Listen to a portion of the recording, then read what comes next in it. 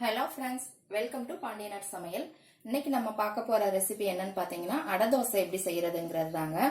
இது ஒரு ஹெல்த்தியான தோசை வகை தான். இதுக்கு தேவையான பொருட்கள் பார்க்கலாம் வாங்க. இந்த வீடியோக்குள்ள போறதுக்கு முன்னாடி சப்ஸ்கிரைப் பண்ணாதவங்க சப்ஸ்கிரைப் பண்ணிருங்க. பக்கத்துல இருக்க பெல் ஐக்கான் பட்டனையும் அமைக்கிருங்க.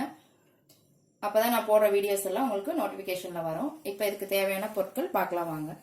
நான் இட்லி அரிசி எடுத்திருக்கிறேங்க. இந்த உலக்குக்கு எடுத்திருக்கிறேன். இது 200 கிராம் பிடிக்கும். நீங்க எந்த மெஷர்மெண்ட்னாலும் வச்சுக்கலாம். இதுக்கு நான் 200 கிராம் எடுத்திருக்கிறேன். அதே உலக்குல அரை உலக்கு துவரம்பருப்பு, அரை உலக்கு கடலைப்பருப்பு, 1/4 உலக்கு இந்த அளவுக்கு போகுது, 1/4 உலக்கு பாசிப்பருப்பு, 1 ஸ்பூன் சோம்பு, 1 ஸ்பூன் சீரகம், 7 பல் பூண்டு, சின்ன துண்டு 2 இஞ்சி, உப்பு தேவையான அளவு, 4 வரமிளகாய். இப்போ இதை எப்படி ஊற வச்சு அரைக்கலாம்னு பார்க்கலாம் வாங்க. இப்போ அரிசியை நான் கழுவி தனியா ஊற வச்சிருக்கிறேங்க. பருப்பு எல்லா பருப்பும் சேர்த்து கழுவி வச்சிருக்கிறேன். துவரம்பருப்பு, கடலைப்பருப்பு, பாசிப்பருப்பு. பருப்பு வந்து தனியா ஊற வச்சுக்கோங்க. இதை 2-3 டைம் கழுவிக்கோங்க.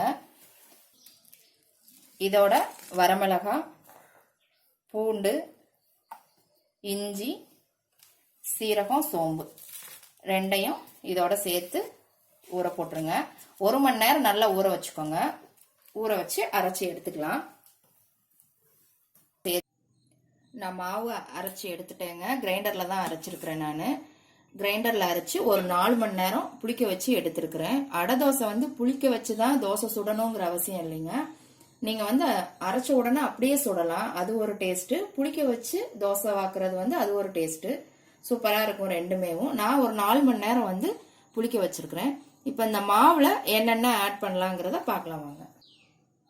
இப்ப இந்த மாவுல மிக்ஸ் பண்றதுக்கு முருங்கைக்கீரை கொஞ்சம் எடுத்துருக்கிறேங்க. முருங்கைக்கீரை சேர்த்து போடுங்க. அடை தோசை சூப்பரா வாசமா டேஸ்டா இருக்கும். வெங்காயம், பெரிய வெங்காயம் 2 பொடிசா கட் பண்ணிக்கோங்க. கடுகு, உளுந்தம்பருப்பு, கருவேப்பிலை, மல்லி இலை, மஞ்சத்தூள் 1/2 ஸ்பூன், 1/4 டீஸ்பூன் பெருங்காயம்.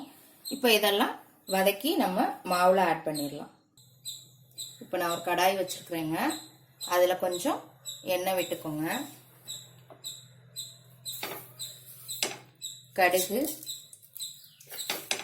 உளுத்தம்பருப்பு போட்டு கொஞ்சம் பொரியட்டும். இதோட கருவேப்பிலை சேர்த்துக்கலாம். கொஞ்சம் பெருங்காயம், அப்புறம் மஞ்சள் தூள். இதை லேசா வதக்கிட்டு வெங்காயத்தை சேர்த்துக்கலாம். வெங்காயம் வந்து நல்லா பொடியா கட் பண்ணிக்கோங்க. அப்பதான் நல்லா இருக்கும். நான் இதுல வந்து உப்பு போடலீங்க. நான் மாவுலயே உப்பு போட்டு கரைச்சி வச்சிருக்கிறேன். அதனால நான் இதுல உப்பு போடல. சும்மா வெங்காயம் லேசா வதங்கினா போடுங்க. வதங்கவுமே நம்ம அடுத்து முருங்கைக்கீரையை போட்டுக்கலாம். அதோட மல்லி இலையும் சேர்த்துக்கலாம். ஒரு 2 நிமிஷம் மட்டும் வதக்கிட்டா போதும். இது நல்லா இப்ப வதக்கியாச்சுங்க. நல்லா வதங்கிடுச்சு. இதை நம்ம இப்ப மாவுல கலந்துடலாம். இப்ப நம்ம வதக்கின இந்த பொருள் எல்லாம் மாவுல கலந்து நல்லா கலக்கி விட்டுருங்க. அப்படியே தோசை ஊற்ற வேண்டியதுதான். நான் தோசைக்கல் வச்சிருக்கிறேங்க. இப்ப மாவு வந்து தோசை மாவு பதம் தான்.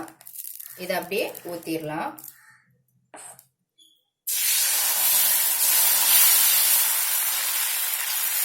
அவ்வளவுதாங்க.